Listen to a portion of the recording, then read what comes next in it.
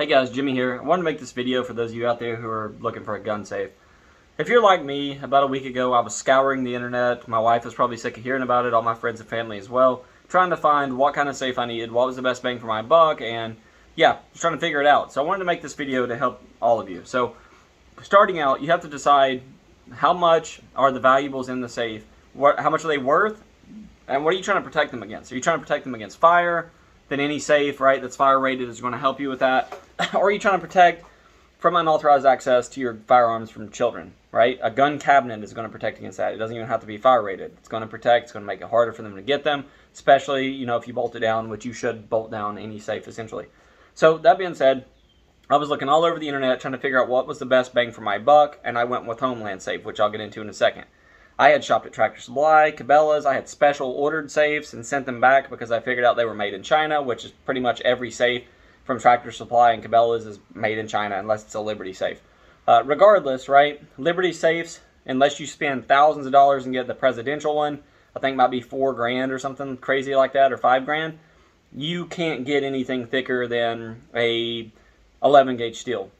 All of your safes in Tractor Supply on the showroom on display and Cabela's are anywhere from 12 to, well, we'll say 14 to 12 gauge steel, right? 12 on the good side, maybe 11 if you're lucky and you catch one that's not listed online and somebody ordered it and canceled or something like that. But regardless, to get a safe that is actually going to protect your firearms from theft, from someone having time and trying to steal them, you're going to have to get a safe that's at least 10 gauge thick, right? I'm sorry, that's just the way it is, and that's just a guidance. Just for experimental purposes, I took an angle grinder the other day and cut into an old Century safe that I had lying around. It had went bad, the locking mechanism, it was worn out. So I just cut into it, and probably in 2 minutes from the time I went and got my angle grinder out of the toolbox, in 2 minutes I had cut probably a 6-inch long streak in the steel. I could have just kept cutting and just pulled it back and got in there and got everything out that I wanted. So that kind of concerned me, realizing.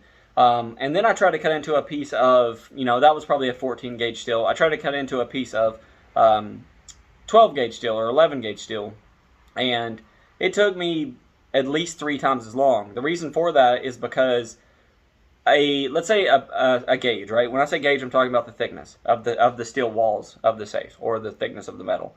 When you get a safe that's 7 gauge, right? Take a safe that's 7 gauge, take a safe that's 14 gauge. It's twice as thick, right? But it's like 30 times stronger. And that's something I didn't even know, right? I'm not a safe expert, but I do know about tools. I've worked around them my whole life. A safe that's twice as thick is like 20 times stronger, right? So that's pretty crazy. So yeah, a safe from Tractor Supply, 14 to 12 gauge steel. This Homeland safe was 7 gauge steel. Now to get an idea of how thick that is, I've got a drill bit here. This is a 14 gauge thick piece of metal. This is how thick the walls are on a safe from Tractor Supply. The door is thicker because it's the most fortified point, but don't get caught up in that. This is the thickness of the safe from Homeland. It is substantially thicker, as you can see, right? Way thicker. That being said, this safe right here from Homeland was twice as much as the safe from Tractor Supply, right? Because they're usually about $1,500, but it's also 20 times stronger. Now, I'm in no way endorsed or we'll say sponsored by them, but I'm just trying to help you out there understand the world of gun safes, right? Because when we say safe, we're really talking about a gun cabinet, right? Because to be a safe, something really needs to be 3/16 to a ½ inch thick. So really, gun safes aren't really a thing. They do have them, but you're going to pay 10, 20 grand for an actual safe. So yeah, decide how much what you're protecting is worth and what you're trying to protect it against, because you want layered security, right? You shouldn't just have a gun safe and nothing else. You should have security cameras. Your home door should be locked and deadbolted.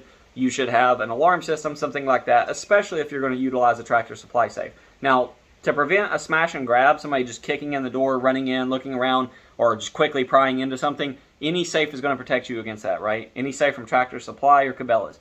If you're trying to protect against actual theft, you live somewhere rural, and you think thieves might have time, you need to get something heavier and thicker, right? People can't just pick the safe up. It weighs 1,000 pounds.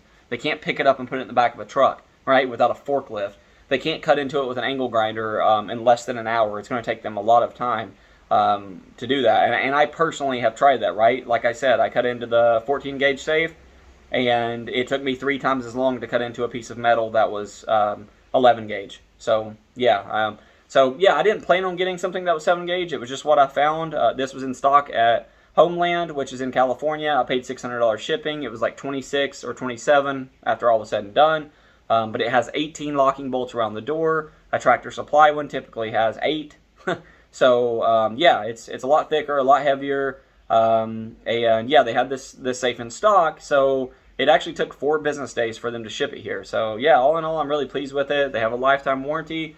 I'm thinking this is the best bang for your buck, guys, because a safe like this from Fort Knox or one of those more, let's say a larger company, it's going to cost you anywhere from 6 to 10 grand to get a safe this thick. I gave up luxury because inside there's no power outlets and all that stuff. Not the door divider, or not, I'm sorry, the door organizer where you can put pistols. It doesn't even have that, but I can add all that later. So it's not the end of the world, right? I sacrificed luxury for quality and to protect my goods, right? You want to decide what you're protecting it against. Don't get caught up in fire protection, because every manufacturer is going to test a different temperature.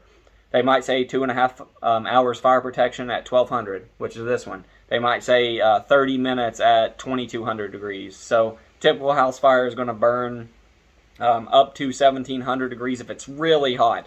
But on average, you're looking at about 900 to 1,000 degrees in the areas of the house that aren't directly on fire. So yeah, something that's going to protect that 1200 is going to be a pretty good bet. It doesn't mean it can't burn your belongings or your valuables, but it's going to be really hard. And then if you add a fire bag on Amazon, put the things in that, then in the safe, you're just doing even better. So yeah, I hope this helps some of you out. Understand that people, and I'm not knocking the Tractor Supply safes. I wanted a Liberty safe. They just couldn't give me one in my price range that was as quality as Homeland could, right? That's just the way it is. Homeland's a smaller company out in California. I think they have like 40 employees, maybe something like that.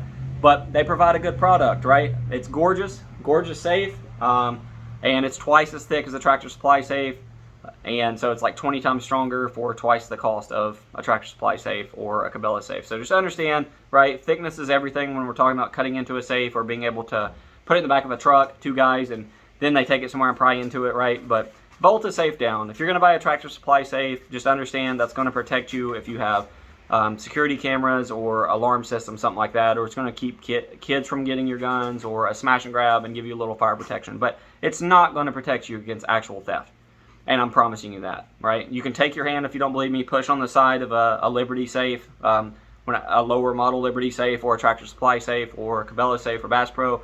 Push on the side of it and see if it doesn't move, right?